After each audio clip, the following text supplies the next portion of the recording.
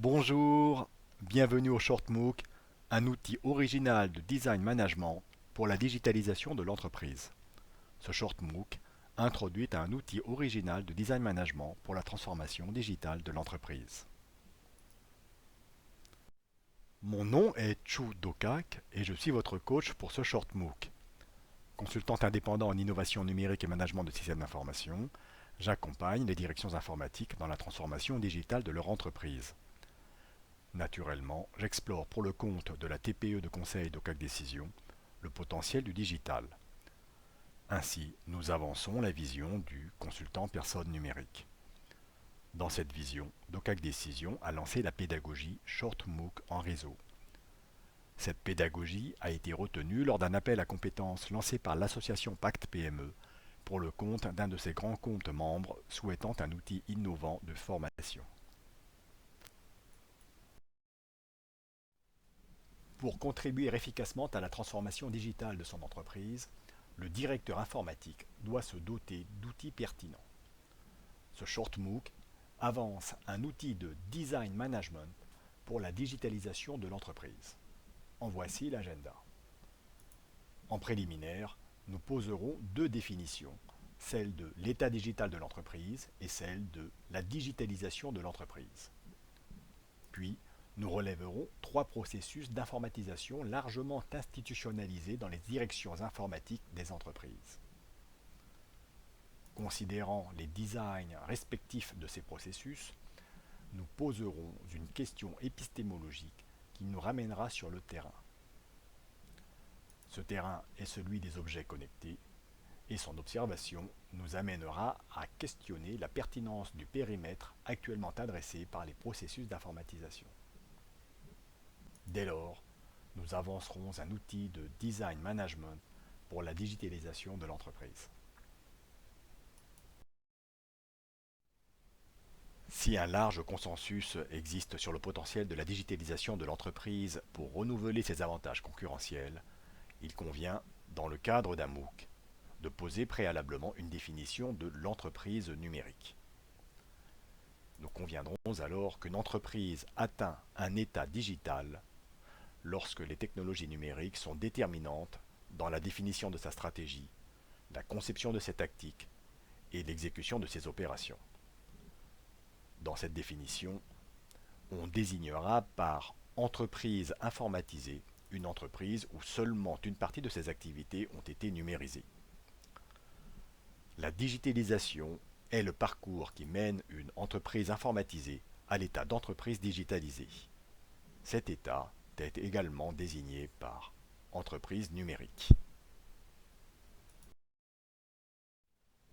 La digitalisation de l'entreprise doit renouveler de fond en comble ses avantages concurrentiels. Face à ces enjeux et aux aléas du parcours, une pratique de management est d'organiser ce parcours en activités successives où le résultat d'une activité constitue l'entrée de la suivante. Le passage d'une activité à l'autre, acté en comité de direction, balise le parcours, ce qui permet d'assurer la mobilisation des ressources de l'entreprise et de rendre compte à ses parties prenantes. La série de ces activités est désignée par processus de digitalisation. Pour concevoir un processus de digitalisation, on peut partir des processus d'informatisation déployés dans les entreprises. Les référentiels de systèmes d'information, qui sont des ouvrages représentant des pratiques de management de systèmes d'information, avancent chacun leur propre processus. Un premier exemple est le référentiel ITIL édition 2011 qui compte 5 ouvrages et dont la première édition est née dans l'administration anglaise. Les titres de ces ouvrages font apparaître un processus à 4 activités. Stratégie d'informatisation, conception des systèmes informatiques, transition vers leur mise à disposition des utilisateurs et opération des systèmes informatiques. Pour sa part, le référentiel COBIT-5, édité par l'ISACA, une association professionnelle de plus de 100 000 membres sise aux États-Unis d'Amérique, énonce la séquence planifier, créer, exécuter, surveiller. Un troisième exemple est donné par le référentiel European E-Competence Framework 3.0, édité par l'European Committee for Standardization, qui détaille un ensemble de 40 compétences humaines du secteur informatique. La table des matières de cet ouvrage suit 5 classes dont Plan, Build, Run. Si des correspondances apparaissent entre les designs respectifs des trois processus, il est délicat d'établir un strict isomorphisme. En effet, selon des travaux épistémologiques, les designs respectifs de ces processus ne seraient pas neutres et ne relèveraient pas du seul gros bon sens ou de la simple observation. Ainsi, le design du processus ITIL porterait une ambition économique du gouvernement anglais des années Thatcher. Celui de COBIT reflèterait la nature particulière du métier des professionnels auteurs qui ont fondé l'ISACA, et celui de l'European E-Competence Framework porterait surtout les préoccupations de la maîtrise d'œuvre informatique. À ce stade, nous avons relevé 3 processus d'informatisation avancés par des sources de référence dans le secteur informatique. Suite à leur examen, nous avons posé la nature conjoncturelle de leurs designs respectifs. Pour les entreprises opérantes en France, nous relevons en outre que ces référentiels ont été édités avant la prise de conscience de l'impératif de la transformation digitale de l'entreprise. Dans ce contexte et devant les enjeux de la transformation digitale, il est prudent de s'assurer que les processus d'informatisation déployés antérieurement dans les entreprises restent pertinents. Dans cet objectif, nous nous tournons vers le terrain et observons le phénomène particulier de cette digitalisation désigné par Internet of Things. Le phénomène Internet of Things est désigné également par objet connecté. Pour une entreprise, un objet connecté est un équipement qui est connecté au système d'information de l'entreprise en vue de permettre à cette dernière de délivrer des services à la personne détentrice de l'objet, est détenu par une personne non subordonnée à l'entreprise, est équipé de capteurs et d'actionneurs qui établissent des interactions automatiques avec l'environnement. Si l'entreprise attend d'un collaborateur qu'il utilise un équipement mis à sa disposition conformément à sa destination et à sa conception, elle reste incertaine sur l'usage fait par un détenteur d'un objet connecté qui ne lui serait pas subordonné.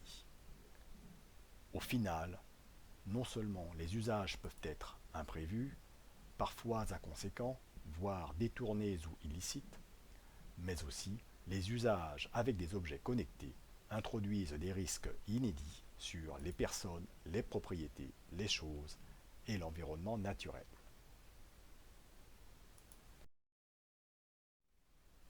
Avec des objets connectés au système d'information, les processus d'informatisation actuellement déployés doivent s'étendre aux usages. Or, leur périmètre s'arrête au maintien en condition opérationnelle des systèmes d'information. En vue de la digitalisation de l'entreprise, ces processus doivent être rénovés.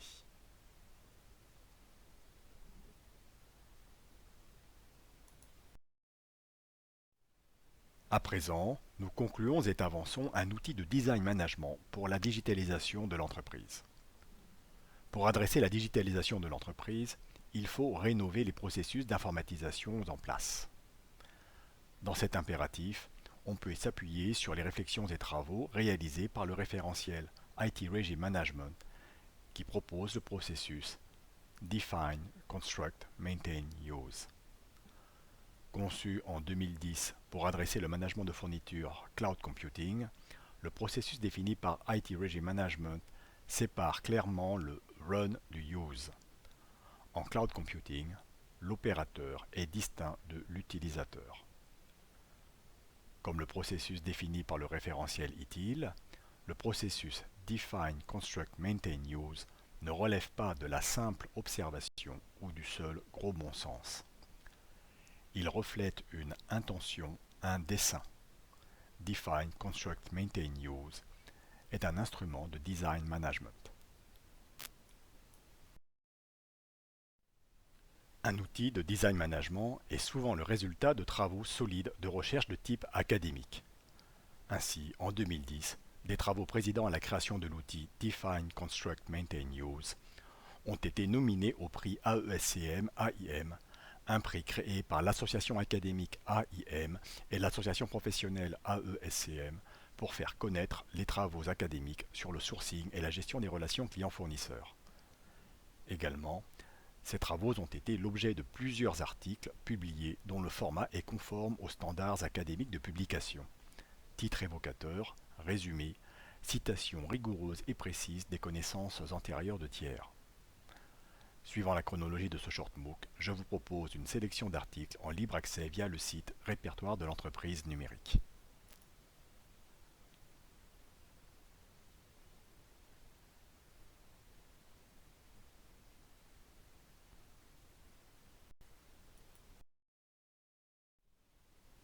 Avec le référentiel IT Regime Management, le cabinet DOCAC Décision est à votre disposition pour accompagner la rénovation des processus de management de systèmes d'information en vue de la transformation digitale de votre entreprise ou celle de vos clients. Le cas opportun, le cabinet pourra réaliser des classes inversées avec la projection de short MOOC sur réseau social d'entreprise, conduire des séances de coaching avec des jeux de société spécialement créés pour l'entreprise, consolider une mise en œuvre du référentiel COBIT dont le cabinet détient une licence d'exploitation commerciale. Avant de se quitter, je vous invite à profiter d'un quiz interactif de contrôle d'acquisition de connaissances en libre accès sur le site de DOCAC Décision. Je vous remercie pour votre attention. Au revoir et à bientôt.